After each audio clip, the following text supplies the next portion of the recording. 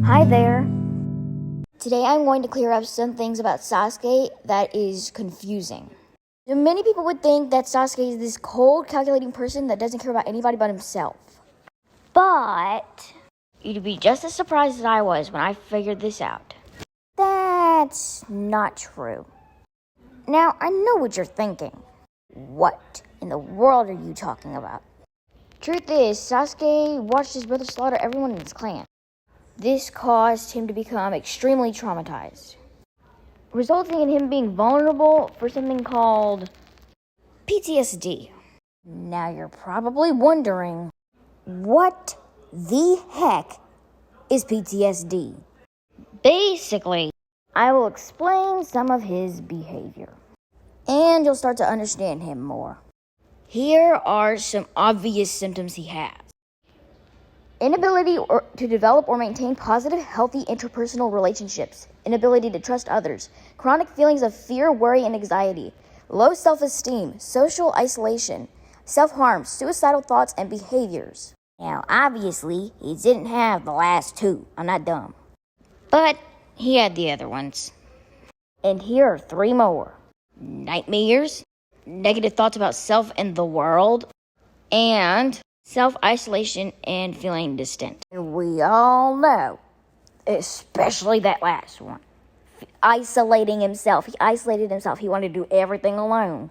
Here are two large ones. Pause to read.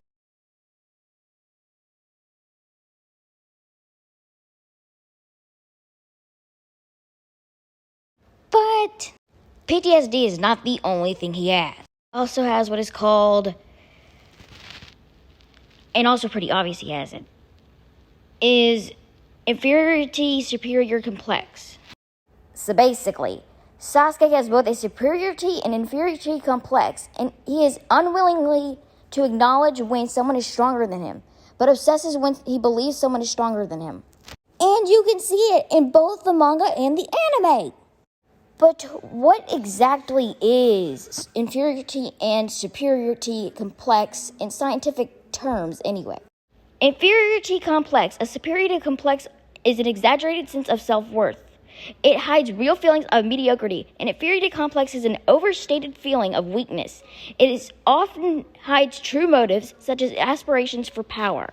Signs of an inferiority complex include insecurity and low self-esteem, inability to reach your goals or feeling stuck, wanting to give up easily, assuming the worst, feeling the need to withdraw in social situations, experiencing anxiety and depression, and believe it or not, he has depression. And here are some of the times he showed it in the anime. Number 1, Sasuke has a nightmare about Itachi throwing a shuriken at him after waking up at the hospital.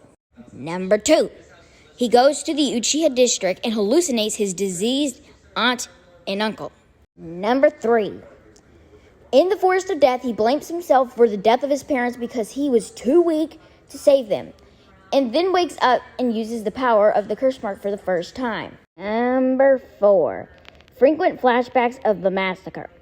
Number 5, Sasuke states many times throughout Part 1 that his sole purpose for living is to kill his brother, and comes across as suicidal at times. During the Chunin exams, when Kakashi told him that he could lose his life during his match with Yoroi, Sasuke was more outraged at the thought of his match being canceled than possibly dying. Number 6, he goes to Orochimaru, despite how risky it is, because of how desperate he wants to seek power. A little suicidal, in my opinion. Number 7, Sasuke repeatedly asks reanimated Itachi why he did not kill him, and says, "What is different about me versus our father or mother?" Number 8, he completely repressed all his memories of his brother and didn't remember that he activated his Sharingan after the massacre. And finally, number 9, Sasuke didn't even interact with Uchihas outside of his immediate family for the first 8 years of his life, and after the massacre, he lived in solitude for 4 years. Many people say that Sakura deserves better, but he needs her.